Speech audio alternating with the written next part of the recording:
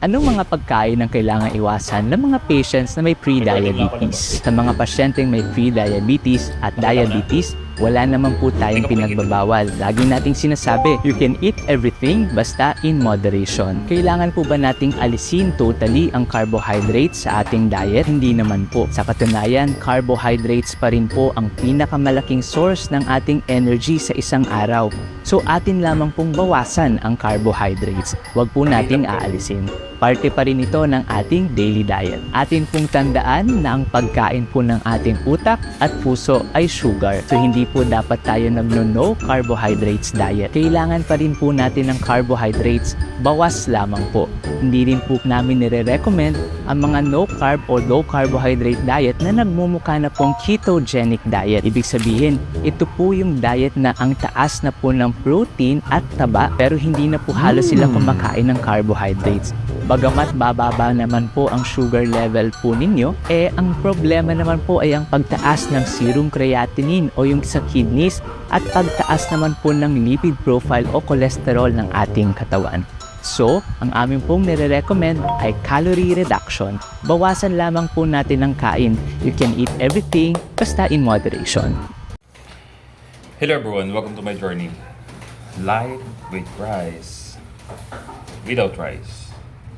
And doon po sa napanood natin, makikita nyo naman sa ating mga kabaka, mga member ng ating community, sa mga bago po nating followers at sa mga non-followers na makakapanood po nito.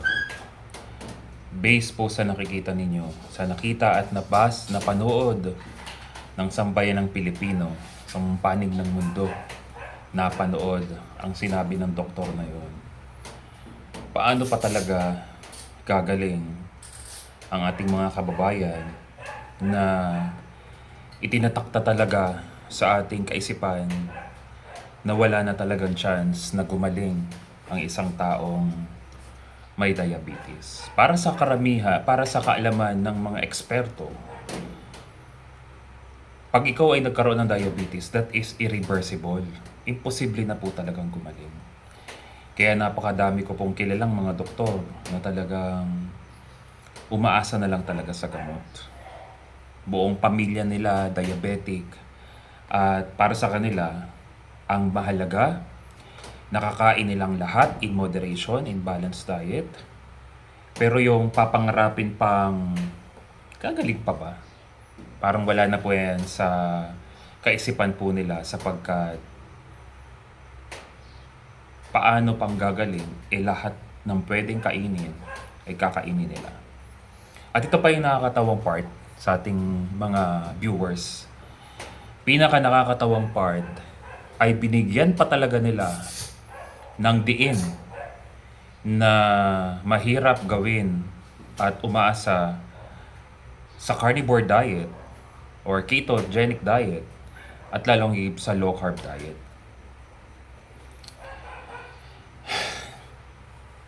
Double time na po sila. Ito po yung masasabi ko sa lahat. Spread this video sapagkat i-share nyo po itong video na to upang maunawaan nila ng mga taong may sakit na diabetes, anumang klase ng sakit, tingnan nyo pong mabuti, naka-specific target po talaga sila sa mga taong sumusubok sa low carb, ketogenic or carnivore sapagkat nandun po talaga ang solusyon. Sapagkat kung iisipin mong mabuti, bakit kailangan mo pang isangat ang specific diet sa topic mo na sakit diabetes sapagkat nagpapatunay na marami po talagang nare-reverse. Pero marami po kasing mga matatalinong tao, pastor, hindi niyo po masasabi na talagang gumaling yung tao. Kasi ang tunay na magaling, ang tunay na na-healed, ang tunay na na-reverse ay kahit balikan mo yung pagkain na any kind of foods, hindi na siya i-spike, hindi na siya babalik yung sakit. Kasi kung sasabihin mo sa akin, pastor, na gumaling nga yung tao, yun ay dahil nag-eliminate. O at least malinaw na malinaw din dun sa eksperto na nagko-comment sa ating video, at least gumaling, hindi na nag-insulin, at hindi na bumalik yung sakit niya, lalong higit sa mga may diabetes. Sapagkat, nako, hindi lang isa, dalawa, tatlo, napakadami pong sumubok na yung mismong doktor niya ay pinatigil na ang paggamit ng insulin sapagkat paano ka pang gagamit? Na-reverse na nga. Kaya ako po, ang inyo pong lingkod, ay hindi po makapaniwala ang napakarami mga eksperto na ako po ay na-invite sa Lobo District Hospital. Hanapin niyo po yun sa YouTube channel ko. Yung Health Talk sa Lobo District Hospital. Sapagkat ang reason behind bakit ako nakapag-talk doon, sapagkat may natulungan po tayo, kung di po ako nagkakamali, 16 years nag-i-insulin na. 16 years and that is irreversible. The problem is, yung mismong pasyente, may sarili po silang laboratory. Hindi ko na po babanggitin yung pangalan nila. Nung na-reverse at nakita yung magandang result sa kanilang lab test, na-shock na po talaga. Na-shock na. As in talagang tumitira na sa hospital yung pasyente. Pero nakiusap yung babae. Sabi niya sa asawa niya, subukan na natin ito. Sapagkat bakit pa tayo magdadalawang isip? Pahina na ng pahina ang katawan mo, puro diet na lang. Ang problema, hindi natin maunawaan, maintindihan, ano ba talaga yung specific na pagkain para lamang lumakas ka, kahit papaano magkalaman ka, at hindi ka na mag-suffer sa sakit na meron ka.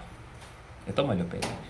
Amazing sapagkat napatigil natin ang insulin at lumakas uli ang kanyang katawan. At doon na po nagsimula na nakapag-talk po ko sa mga registered nurse, sa mga doktor ng mga diabetic, at ilan sa mga nagtatrabaho sa hospital. Isa lang naman ang sinabi ko. Pasensya na po sapagkat kung patungkol sa kailangan namin po kayo, being a doctor, as a doctor, kailangan po namin kayo in case of emergency, operation, surgery. Kailangan po namin kayo sa mga bagay na yun. But when it turns to nutrition, pakinggan niyo po ako. Lahat po ng nalalaman nyo regarding nutrition, lahat po yan ay mali. Sapagkat kung totoo po yung nutrition na alam po ninyo, dapat wala na pong laman ang ospital na ito. At dapat kayo po mismo na-reverse ang mga sakit.